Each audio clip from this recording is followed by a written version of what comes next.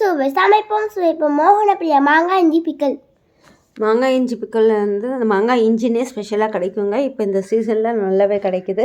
So இந்த இஞ்சி வந்து நல்ல ஹெல்த் பெனிஃபிட்ஸ் இருக்கிறனால இது எடுத்துருக்கேன். இது தோல் சீவிடுங்க. அதை பீஸ் பீஸாக பொடிசாக கட் பண்ணி வச்சுக்கோங்க. புளி ஒரு 1/2 டம்ளர் தண்ணி அளவுக்கு ஊற்றி ஊற வச்சுடுங்க. பூண்டு 2 பல் பூண்டு உரித்து இது பண்ணிவிடுங்க. கடுகு, வெந்தயம், தனியா இது 3த்தையும் ஃபஸ்ட்டு கடுகு வெந்தயத்தையும் போட்டு தனியாக போட்டுட்டு அப்படி லைட்டாக வறுத்து எடுத்து வச்சுக்கலாம். இது வறுத்து மிக்ஸி ஜாரில் போட்டு பவுடர் ஆக்கி எடுத்து வச்சாச்சு. இப்போ ஆயில் எடுத்துக்கோங்க. இந்த ஆயில் எடுத்துட்டோன்னே காஞ்ச மிளகாய் ஒரு 10 எடுத்துக்கோங்க. அது நல்லா வறுத்து எடுத்து வச்சுக்கோங்க. அதில் பூண்டும் போட்டுடுங்க. பூண்டு நல்லா வறுத்துடுங்க. பூண்டு வறுத்தோடனே இந்த இஞ்சியை கட் பண்ணி வச்சுருக்கோம் இல்லைங்களா, மாங்காய் இஞ்சி, அதை வந்து இதில் ஆட் பண்ணிக்கலாம். ஆட் பண்ணிவிட்டு அதை நல்லா ஃப்ரை பண்ணி எடுத்துடலாம். இப்போ கல் உப்பு கொஞ்சம் போட்டுக்கோங்க. அது கூட இது நல்லா இதாகி நல்லா வதங்கி வரும்.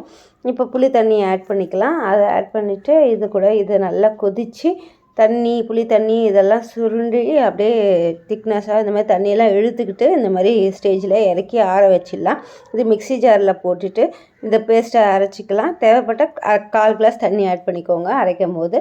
இப்போ ஆயில் எடுத்துக்கோங்க.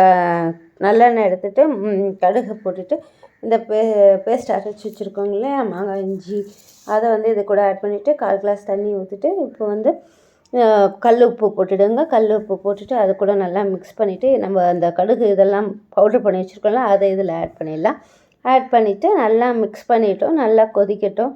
இது ஒரு மூடி போட்டு கவர் பண்ணி வச்சுடுங்க.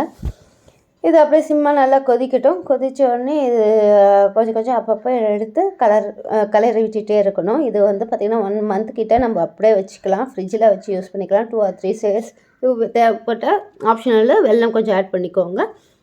இந்த டேஸ்ட்டும் சூப்பராக இருக்கும். 2 days கழிச்சு இது சாப்பிட்டு பார்த்திங்கன்னா ரொம்ப நல்லாயிருக்கும். லைக் பண்ணுங்கள், ஷேர் பண்ணுங்கள், சப்ஸ்கிரைப் பண்ணுங்கள்.